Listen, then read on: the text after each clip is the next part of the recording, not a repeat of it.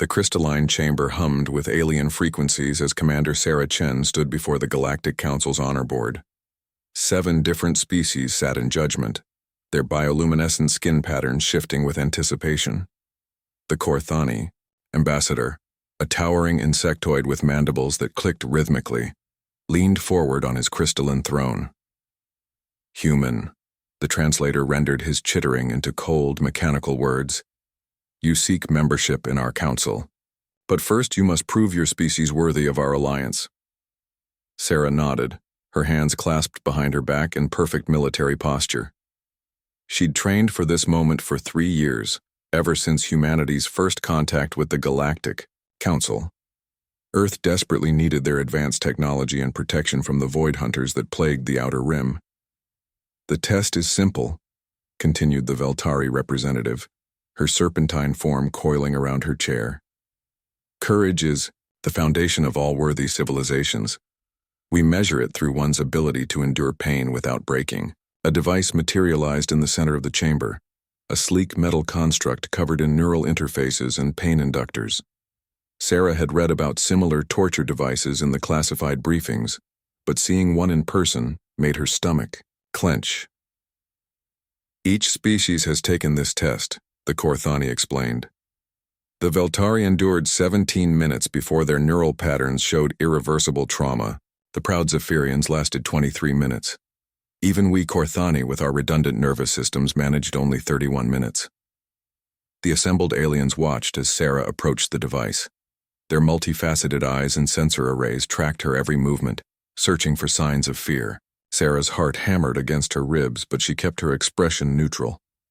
The current record, the ambassador added with obvious pride, belongs to the extinct Titanians. 47 minutes and 32 seconds before complete neural collapse.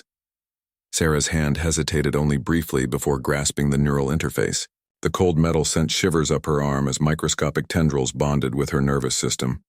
She closed her eyes, centered her breathing, and nodded. Begin. The first wave hit like lightning through her bones. Every nerve ending screamed, in symphony a chorus of agony that made her vision white out. Sarah's jaw clenched, muscles rigid, but she remained standing. The aliens leaned forward, studying her biometric readings with scientific fascination. Most species would be writhing on the ground by now. 5 minutes passed. The pain intensified, targeting specific nerve clusters designed to maximize suffering. Sarah's breathing became labored, sweat beading on her forehead. But something unexpected happened. The corner of her mouth twitched upward. Curious, the Veltari hissed. Her neural patterns show extreme distress, yet she maintains muscular control. 10 minutes. The device shifted tactics, inducing phantom sensations of burning, freezing, and crushing pressure simultaneously. Sarah's smile became more pronounced. She thought of her daughter back on Earth, of the playground where she'd scraped her knee and cried. Sarah had kissed the wound and told her something their species had learned long ago. Pain is just weakness leaving the body, sweetie. 15 minutes. The assembled council began chittering among themselves in their native languages.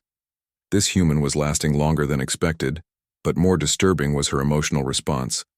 Where other species showed fear, she radiated something else entirely. 20 minutes. Sarah opened her eyes, looking directly at the Korthani ambassador. Her smile was genuine now, almost serene. The alien's mandibles clicked in confusion. Why do you smile, human? Our instruments confirm you experience the full intensity of the neural cascade. Sarah's voice came out steady despite the fire racing through her nervous system. Because you don't understand what pain means to humans. 25 minutes. She continued speaking, her words cutting through the chamber's heavy atmosphere. You see pain as weakness, as something to be endured and overcome. But humans, we're different. The Zephyrian delegate, a gaseous being contained within an environmental suit, pulsed with agitated colors. Explain yourself.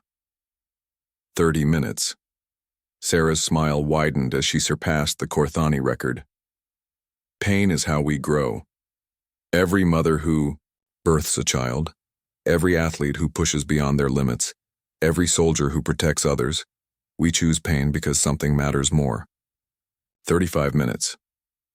The council fell silent, their instruments recording impossibly stable neural patterns despite the torture device's maximum output.